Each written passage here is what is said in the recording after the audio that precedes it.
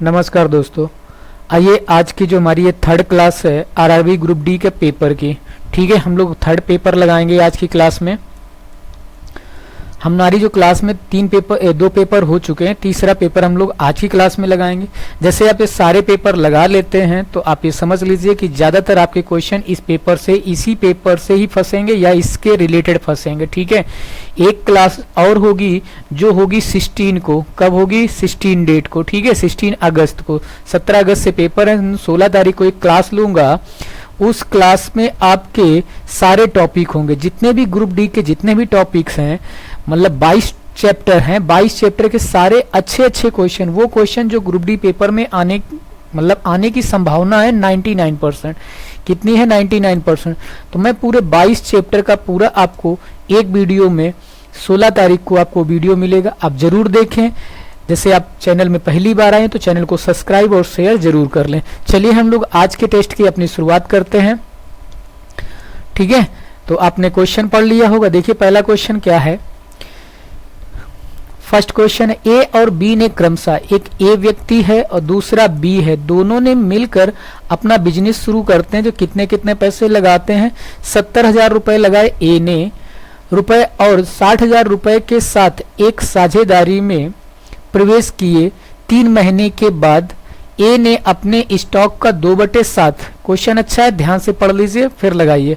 ठीक है, ए और बी ने 60,000 रुपए लगाए थे। सबसे पहली बात तो 70 और एक ने 60,000 रुपए लगाए, यानी ए ने 70,000 लगाए और बी ने 60,000 रुपए लगाए। अब आगे की जो यहां से है प्रवेश करते हैं, मतलब इसके बाद आप पढ़ोगे कि 3 महीने के बाद ए ने अपने स्टॉक का 2/7, तो 3 महीने तक तो 70,000 लगाए। कितने लगाए? 3 महीने तक तो उसके 70,000 लगे रहे, तो इंटू 3 करा दो, फिर प्लस का साइन लगाओ। फिर उसका कितना? 2/7। 2/7 वो क्या कर लेता है? हिस्सा वापस ले लेता है। तो अब एक चीज बताओ, 70,000 में वो 2/7 वापस ले लेगा। कितना ले लेगा? 2/7। इसका मतलब 20,000 ले लेगा। तो उसके पास कितना बचेगा? 50,000। 70,000 में 20,000 उसने वापस ले लिया, बचा कितना? 50,000 रुपए। तो आप 50,000 रुपए आगे के लिए लगा दिएगा बिजनेस में। ठीक है, समझ गए ना? मतलब इतने हिस्से वापस ले लिए। 3 महीने के बाद फिर से 3 महीने तक ये बिजनेस में फिर से रहा। 3 महीने के बाद वह फिर से अपने हिस्से, जो मतलब उसके पास हिस्सा था मौजूदा स्टॉक पर, उसका 3/5 हिस्सा रख देता है। मतलब 3/5 हिस्सा इसमें फिर से वो लगा देता है। तो 50,000 का उसके बाद स्टॉक कितना बचा था, मतलब 50,000 रुपए था, उसका 3/5 वो क्या करता है? और लगा देता है। इसका मतलब इसने 30,000 रुपए और लगा दिए। इसका मतलब जो आगे लगाएगा वो कितने हो गए आपके? 80,000 रुपए इसने लगाए। ठीक है, तो 3 महीने इधर रहा, 3 महीने इधर। आगे देख लो, 3/7 वर्ष के, मतलब कितने साल तक काम चला है? मतलब 1 साल तक। तो 6 महीने तो इधर हो गया, तो बचा कितना टाइम? 6 मंथ। और फिर रेशियो लगा दीजिए। बी तो मतलब बी ने 60,000 रुपए लगाया और उसने कुछ भी नहीं किया और 12 महीने तक चुपचाप बैठा रहा। अब हमसे पूछ रहा है कि ए का हिस्सा कितना है। किसका पार्ट पूछ रहा है? ए का। तो पहले तो आप रेशियो निकालिए। कितने जीरोज हैं? 4 जीरो सभी के साथ हैं, इसलिए मैं सबको एक साथ में काट दूंगा।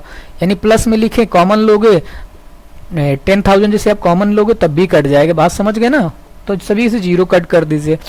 अब देखो इसको सॉल्व करो तो 3 7 जा 21 प्लस 3 5 जा 15 प्लस 8 6 जा यानी 8 6 48, यानी कितना आया? 48। फिर रेशियो और 12 चौको 48, यानी 12 6 72 होगा, यानी कितना था? 6 था। तो इसको कट कर 72 लिख लो। बात समझ गए यहाँ तक? यहाँ तक तो किसी कोई डाउट नहीं होगा। ठीक है, सारी चीजें क्लियर होंगी। अच्छे क्वेश्चन है, ये मत परेशान होइए कि ऐसे क्वेश्चन, इसी टाइप से क्वेश्चन आएंगे ग्रुप डे में। ये सोचो कि बिल्कुल सिंपल आएंगे, जो अदर कोचिंगों में करा रहे हैं उतने सिंपल पेपर नहीं आते हैं। ठीक है, पेपर अब इस बार अच्छा आने वाला है। चलिए सॉल्व करिए इसको। देखो कितना 60 और मतलब ऐड करोगे इसको तो कितना बन जाएगा? ये 60 और 1 यानी 69। सभी का ऐड कर लो। देखो 8 5 13, 13 और 1 14, यानी कितना हो जाएगा? 14। 1 कैरी जाएगा, 4 और 1 ये 5, 5 2 7, 7 और 1 8। यह रेशियो कितना बना 72। ठीक है, अब देखो 12 सत्ते 84 और 12 छंग 72, ये बन गया रेशियो 7:6। मुझसे पूछा किसका है, ए का हिस्सा, तो ए को कितना मिल रहा है 7 रुपए। 7 बटे इन दोनों को ऐड कर दो, कितना आ जाएगा 13 इंटू क्या कर दोगे आप 62400। अब इसको कट कर लो। ठीक है, अब इसको क्या करोगे, डिवाइड करोगे 13 से। 13 से डिवाइड करो, 13 चौको 52, कितना बचेगा 104 हो जाएगा। ठीक है, कितना हो जाएगा 104। 13 अट्ठे 104 के समझ गए ना, 13 चौको 52, यहाँ बचेगा 104। 13 अट्ठे 104, 207 से मल्टीप्लाई करा दो, 00। 7 अट्ठे 56 का 6 हासिल कितना 5, 7 चौक 28, 28 और 5 33, तो 33,600। ये किसको रुपए मिलेंगे, ए को। तो ऑप्शन नंबर आपका क्या है, ए ऑप्शन। देखो क्वेश्चन बिल्कुल आसान था, मैंने स्टेप बाय स्टेप बिल्कुल आराम से समझाया आपको, कुछ फास्ट नहीं। चलिए नेक्स्ट क्वेश्चन पे चलते हैं। देखिए नेक्स्ट क्वेश्चन क्या है, 6 मीटर लंबे और 40 मीटर चौड़े एक आयताकार पार्क के बीचों में से दो, ऐसा समझ लीजिए, मैं इसको समझा रहा हूँ। एक आयताकार पार्क है जो कि 60 मीटर जो है वो लंबा है और 40 मीटर जो है वो उसकी चौड़ाई है।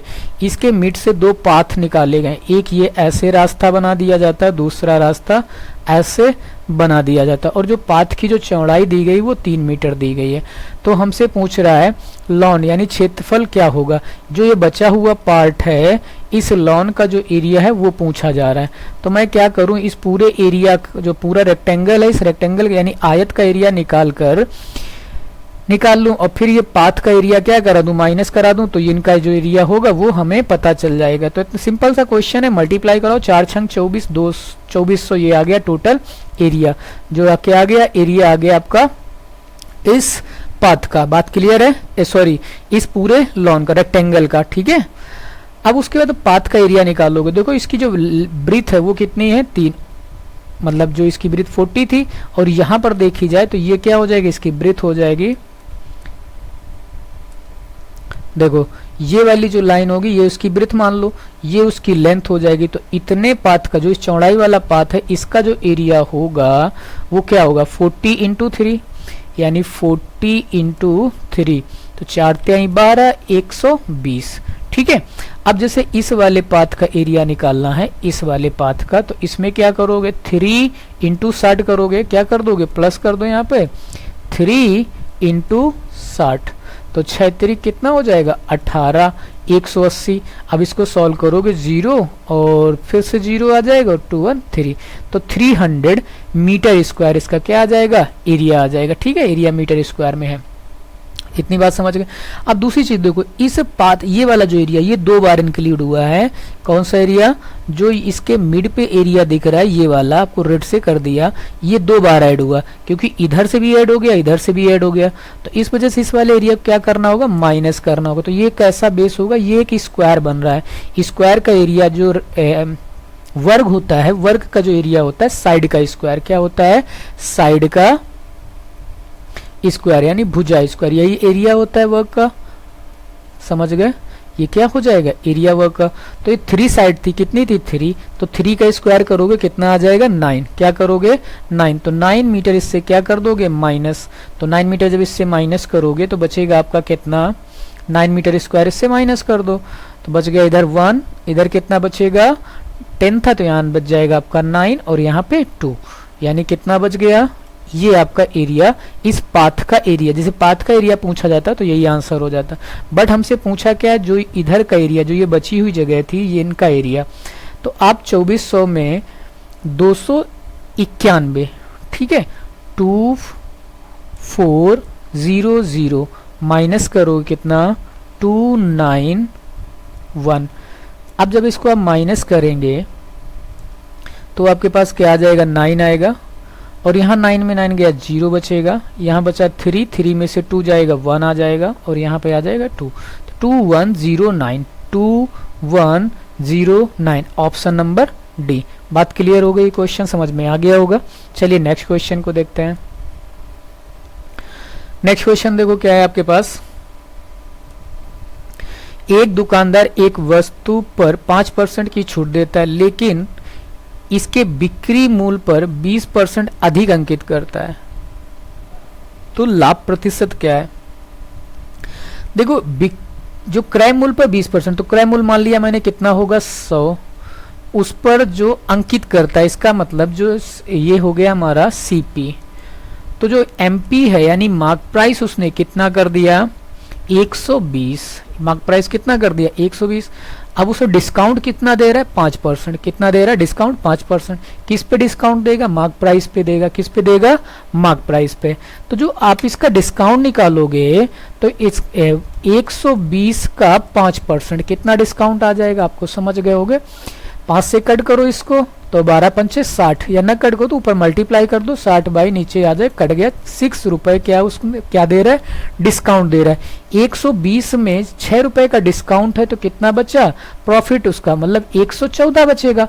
तो 100 रुपए की चीज थी 114 में बेच रहा है, इसका मतलब प्रॉफिट कितना हो रहा है 14%। या ऐसे निकाल सकते हो 14/100 इंटू 100, तो ये 100 गया, कितना बचेगा भाई 14%।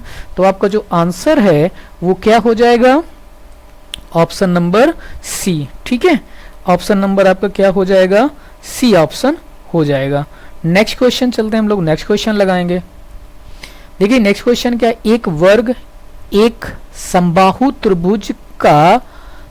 त्रिभुज एक वृत्त में अंतर्निहित है, यदि P और Q उनकी भुजाएं हैं तो कौन सा संबंध सत्य है।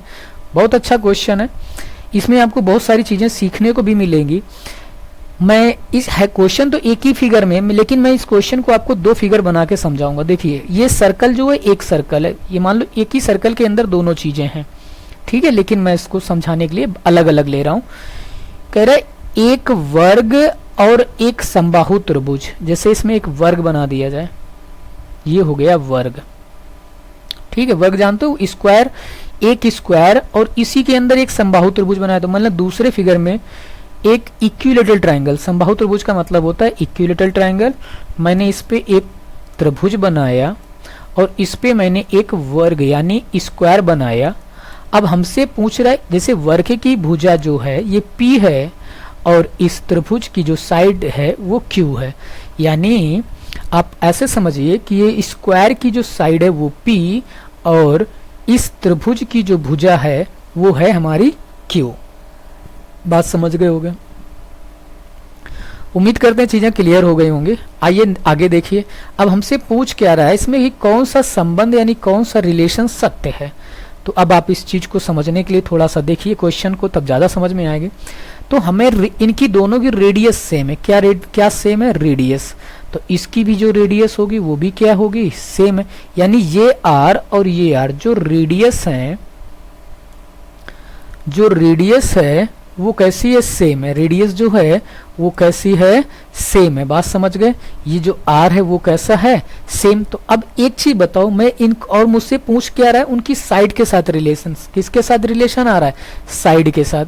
तो साइड का रिलेशन तब निकालोगे जब R का रिलेशन हम निकाल लें। तो हम जानते हैं जो इसका डायमीटर होगा, जो डायमीटर होगा यही होगा, ये जो स्क्वायर का यानी वर्ग का जो विकर्ण होगा वो वृत्त का डायमीटर होगा, व्यास होगा। जो वृत्त का व्यास है यानी मतलब जो व्यास है वो ही स्क्वायर का डायगोनल है। बात समझ गए, यानी विकर्ण है। तो विकर्ण क्या होगा, विकर्ण होता है आपको पढ़ा होगा, आपने पढ़ा क्या होता है कि a√2 यानी भुजा √2, ये क्या होता है डायगोनल होता है यानी विकर्ण होता है। ठीक है, मैं इसको D से रिप्रेजेंट करे दे रहा हूं। तो आप यहां देख लीजिए इसकी साइड क्या है P है, क्या है P। तो आप इसका जो डायगोनल यानी जो AC होगा वो, या मैं से लिख दें AC जो है वो 2R है, और ये 2R जो है वो क्या है P√2, यही तो डायगोनल है ना। P क्या है उसकी साइड है, मैंने साइड की जगह क्या रख दिया P रख दिया। ये इसके साथ मैंने R के साथ इसका रिलेशन निकाल लिया, यानी हम ये कह सकते हैं कि 2R is equal to P√2। इतनी चीज आपको समझ में आ गई होगी। ठीक है, अब इस चीज को समझने के लिए थोड़ा सा आपको समझा दें ट्रायंगल का, वैसे डायरेक्ट भी हम बता सकते हैं कि इसमें ये होता है। देखो एक पाइथागोरस थ्योरम से हम इसको निकालते हैं और यहाँ पर जो सेंट्रॉइड होता है वो इस साइड को 2:2:1 में क्या करता है, डिवाइड करता है। 2:1 में इस भुजा को क्या करता है, डिवाइड करता है। बात क्लियर है। अब आप यहाँ पर जैसे आप जो ये पॉइंट है इसको मान लो डी पॉइंट है क्यू के पास, जो ये डी पॉइंट है। अब इसमें पाइथागोरस थ्योरम जब लगाते हो तो इस जब ट्रायंगल में पाइथागोरस थ्योरम लगाओगे तो ये वाली साइड तो बनेगी q/2, क्या बनेगी q/2, आधी हो जाएगी, डायगोनल उसको इक्वल पार्ट में डिवाइड करता है, और ये q रहेगी। तो आप क्या लिखोगे q² minus q²/4, Pythagoras theorem लगा रहा हूं, और इक्वल टू में क्या लिखोगे AD का स्क्वायर, क्या लिखोगे AD। इसको जब सॉल्व करोगे तो ये 4q बनेगा और 3q बच के आ जाएगा, यानी 3q² अपॉन में 4, इसका आप अंडर रूट ले लोगे तो ये आपका मिल जाएगा क्या AD, और AD हमें पास कितनी आ जाएगी q√3/2। इतनी बात आपको समझ में आ गई होगी। हमें क्या मिल जाएगी 3/2। बात क्लियर। अब देखिए आगे हमें क्या चाहिए, रेडियस चाहिए। तो रेडियस क्या होगी, ये 2 वाली चीज, जो 2 है ये वाली, ठीक है। ये आपको याद रख लेना। आज तो मैं निकाल रहा हूँ लेकिन आगे की क्लास में आपको ये सब पता होना चाहिए। डायरेक्ट इतना थोड़ा सॉल्व करना है बैठ के, हम सिर्फ प्रूव कर रहे हैं तो इस क्लास में, उसके अलावा मैं बताऊंगा नहीं इसको, ठीक है। तो देखिए क्या है ये 2, तो मुझे 2 चाहिए। 2 क्या है, रेडियस। तो ये अनुपात 2:1 में डिवाइड करना है, तो लिखोगे 2 और डिवाइडेड बाई 3 इंटू इस साइड को लिख दोगे, है ना। तो साइड कितनी होगी आपकी, वो है q√3/2, और इस 2 से ये 2 हो गया कट। क्या बचा, q√3/3। ये हमारी क्या आ गई, रेडियस आ गई। क्या आ गई, रेडियस। बात क्लियर है यहाँ तक। तो ये आ गया क्या आपके पास r।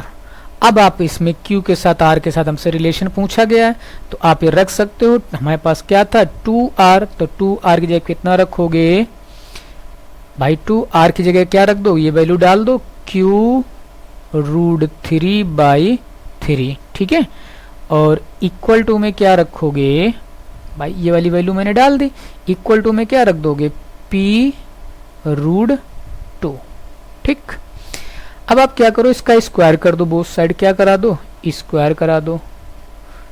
स्क्वायर कराओगे तो ये हो जाएगा 4q² इंटू 3/9, और इधर हो जाएगा p² इंटू 2, 2 1 जा 2, 2 2 जा 4, ये हो गया 2 टाइम, इसको 3 से कट दो, 3 3 जा 9, क्रॉस मल्टीप्लाई करेंगे तो बनेगा 2q² इक्वल टू 3p²। बात समझ गए। जैसे आपको देखो ये क्वेश्चन में इतना डायरेक्ट आपको पता होता है कि रेडियस क्या होती है, ये इसको आप ऐसा समझ सकते हो कि जैसे बड़ी रेडियस, इसको कैपिटल आर यहाँ वैसे मैंने लिया तो ये कैपिटल आर होता है, और जैसे स्मॉल आर यहाँ से निकालना होता है मुझे, इसका छोटा वाला आर, मतलब इस त्रिभुज के अंदर कोई जैसे वृत्त बना होता है और उस अंदर वाले त्रिभुज का वृत्त का जो रेडियस होता है वो स्मॉल आर होता है, इज इक्वल टू 1/3 इंटू इस वैल्यू से आपको क्या करना होता है, मल्टीप्लाई। हमारे पास क्या थी q√3/2 से, ठीक है। बात समझ गए।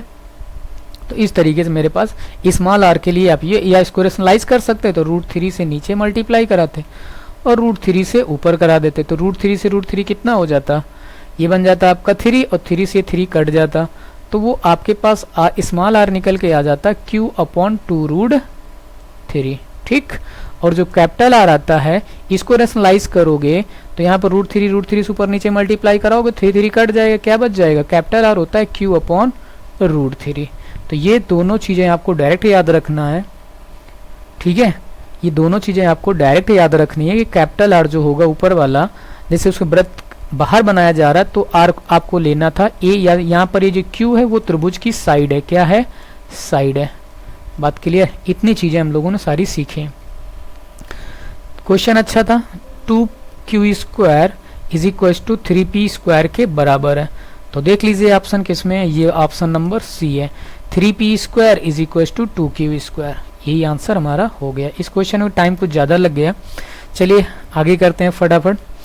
एक राशि को स्कीम ए में साधारण ब्याज पर टी वर्ष के लिए निवेश किया गया। टी वर्षों के बाद प्राप्त धनराशि योजना ए में निवेश किया गया की दोगुनी राशि थी। ठीक है, तो देखिए क्या ए में साधारण ब्याज पर टी वर्षों के लिए, तो मान लो ए कोई एक स्कीम है, उसमें हमने साधारण ब्याज जो एसआई होता है वो हमारे पास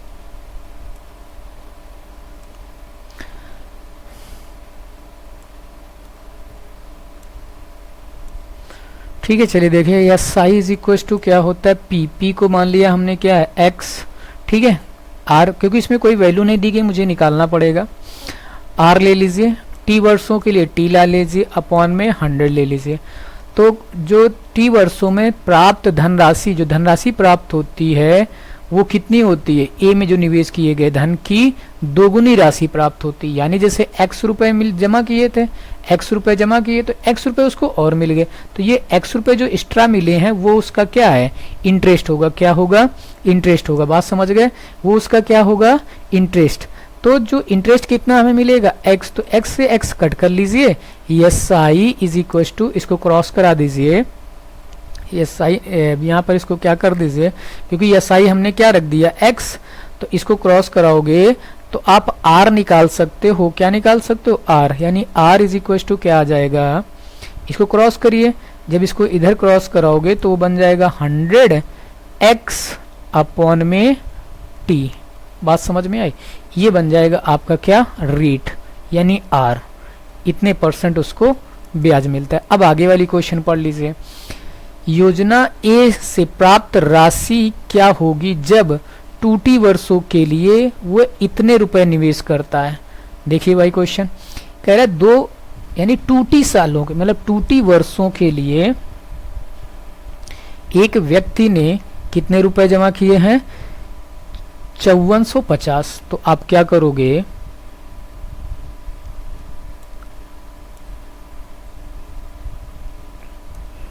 देखो S I is equal to P कितना कह रहा है 5450 रुपीज, टाइम कितना दे रहा है 2T समय, यानी 2 इंटू टी।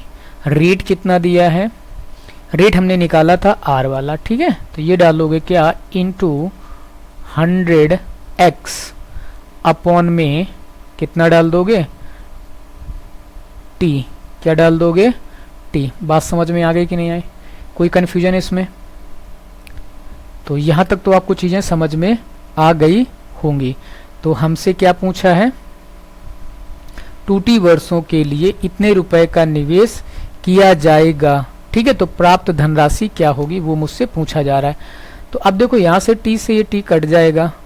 अब ठीक है, इसका मल्टीप्लाई करा लीजिए, अपॉन में क्या करोगे 100 रेट में 2 जीरो से यहाँ पर 2 जीरो क्या हो जाएंगे, कट जाएंगे। ये भी क्या हो जाएगा, कट जाएगा। यहाँ से x x कट गया था तो यहाँ पर 100/t आएगा। यहाँ पे क्या आएगा, ये x इससे हमने क्या किया था, कट कर दिया, तो 100/t आएगा। तो यहाँ पे x नहीं आएगा, वो x कट जाएगा। ठीक है, अब मल्टीप्लाई कराइए तो जो SI इज इक्वल टू होगा, यहाँ 2 से मल्टीप्लाई कराना है, 0 2 5 जा 10 और 4 2 जा 8 और 1 9 और 5 2 जा 10।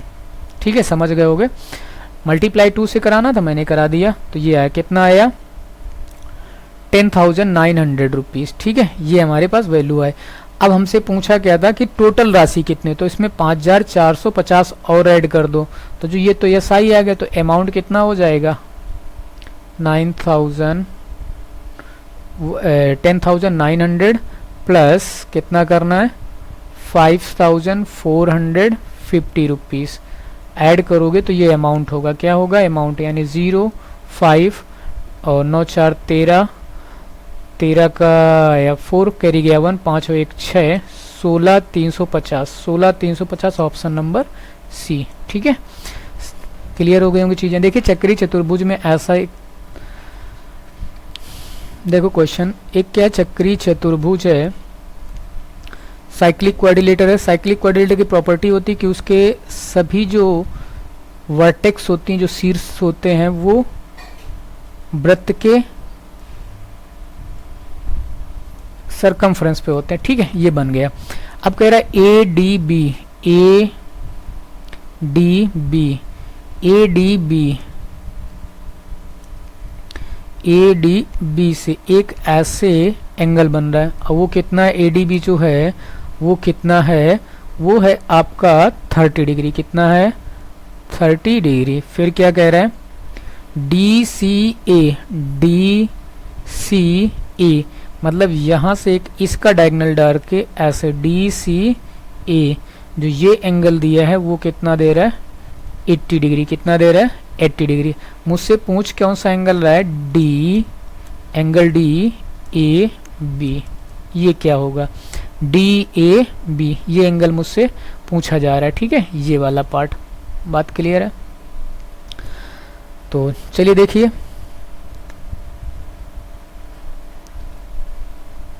देखो ये क्वेश्चन आप आसानी से लगा सकते हो। देखो यहाँ पे कितना दिया है, 30 दे रखा है ये। अब हमें क्या करना है कि जैसे ये वाला एंगल, ये वाला पार्ट एंगल, तो इस पार्ट को आप निकालोगे, इस पार्ट को कैसे निकालेंगे, तो ये पार्ट कितना होगा, जो सी वाला पार्ट होगा, इसको ये प्रॉपर्टी लगानी होती है कि जितना पार्ट जैसे ये साइड है, सेम भुजा से सरकमफ्रेंस पे सेम एंगल फॉर्म होता है, मतलब सेम भुजा से सरकमफ्रेंस पे सेम एंगल। जैसे देखो इधर नीचे समझाते हैं, ऐसे जैसे वृत्त है और इसमें से जैसे कोई कॉर्ड है और इस कॉर्ड से सरकमफ्रेंस पे एंगल जैसे मैं बना रहा हूँ, तो वो क्या होता है, सेम फॉर्म होते हैं। कैसे, जब साइकिल ये वाला एंगल जो होगा, ये वाले एंगल आपस में कैसे हैं, इक्वल हो, सेम कॉर्ड से सरकमफ्रेंस पे सेम एंगल क्या होते हैं, फॉर्म होते हैं। तो यहाँ पे जैसे आप देख रहे हो कि बी से और डी पर, और ये ए और ए पे और यहाँ बी से मैं ऐसे एंगल बना रहा हूँ, तो ये बन रहा है कितना 30, सेम कॉर्ड पे बन रहा है। और यही कॉर्ड ऐसे बन रही है जो सी पे बनेगी जाके, वो कितना बनेगा, वो भी हमारा कितना हो जाएगा 30 डिग्री। 30 और 80 ऐड करोगे तो वो बन जाएगा आपका 110 डिग्री। और साइक्लिक क्वाड्रेटर में क्या होता है कि अपोजिट एंगल का जो सम होता है वो होता है 180। तो इसमें से क्या करो, 180 माइनस कराओगे तो आ जाएगा कितना 70। तो ऑप्शन नंबर जो आपका होगा वो ऑप्शन हो जाएगा डी। नेक्स्ट क्वेश्चन देखिए, अजय ने 2800 रुपये 10% वार्षिक ब्याज दर पर उधार लिया। उसने पहले वर्ष के अंत में x रुपये का भुगतान कर दिया। ऋण को पूरी तरह से निर्वहन करने, मतलब पूरी तरह से उसको दूसरे साल के अंत में कितनी राशि देनी होगी कि जो कि वो पूरा वो ब्याज उसे क्या कर सके, दे सके, मतलब उसका जो चुकता हो पूरी तरीके से खत्म हो सके। x का जो मान है वो ऐसा है कि उधार दी गई राशि का 75% है। तो यानी जो x रुपए पहले साल उसने दिया था, वो दिया था अपनी जो राशि ली थी उसका 75%, उसका कितना है 175। तो इसका निकाल लीजिए 175%, 0 2 0 से 2 0 इसको क्या करिए, कट कर दीजिए, ठीक है।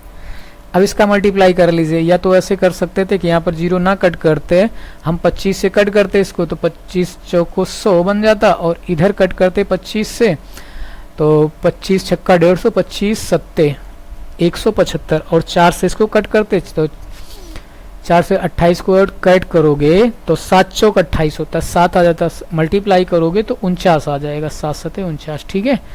तो 49,000 रुपये। बात समझ गए, नहीं समझ में आया?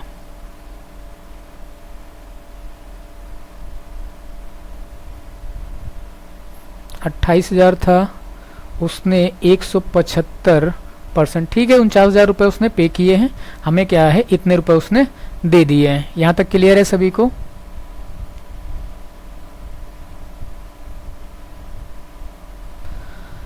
आगे देखिए, ये आ गया। अब 2 साल के लिए, तो पहले साल का ब्याज 10% वार्षिक दर से, उसका पहले साल का पैसा देख लीजिए कितना था, 10% ब्याज की दर पर दिया है फर्स्ट ईयर के लिए। फिर फर्स्ट ईयर में इतना, इसको कट कर लीजिए तो कितना आएगा 2800 रुपये।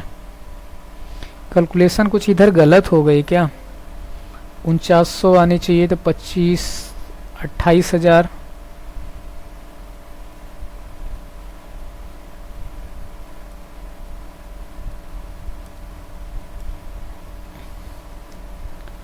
चलो आज की क्लास इतना ही रखते हैं, वैसे भी टाइम बहुत हो रहा है, आधे घंटे लग गए हैं, क्वेश्चन पूरे हो नहीं पाए। सेकंड क्लास में मैं इसी क्वेश्चन को फिर से करा दूंगा। ये क्वेश्चन में चेक करना पड़ेगा, लगता है गलत हो गया है कहीं पे, क्योंकि कैलकुलेशन गलत आ रही है। तो इस क्वेश्चन को मैं सेकंड वीडियो में पूरा कराऊंगा, इसके जो आगे के क्वेश्चन वो भी करा दूंगा। ओके, तो आज के लिए बस इतना ही। मैंने क्वेश्चन जितने कराए हैं वो सभी इंपॉर्टेंट क्वेश्चन थे, तो मैंने यहाँ तक क्वेश्चन आपको करा दिए हैं। इसके आगे के क्वेश्चन जो हैं वो मोस्ट इंपॉर्टेंट हैं, जरूर देखें। 20 क्वेश्चन तक अभी हैं, वो हम लोग नेक्स्ट क्लास में सारे क्वेश्चन आज ही अपलोड कर दूंगा लगा करके, ठीक है। तो okay, thank you for watching. Video आपको पसंद है तो लाइक शेयर सब्सक्राइब जरूर करें।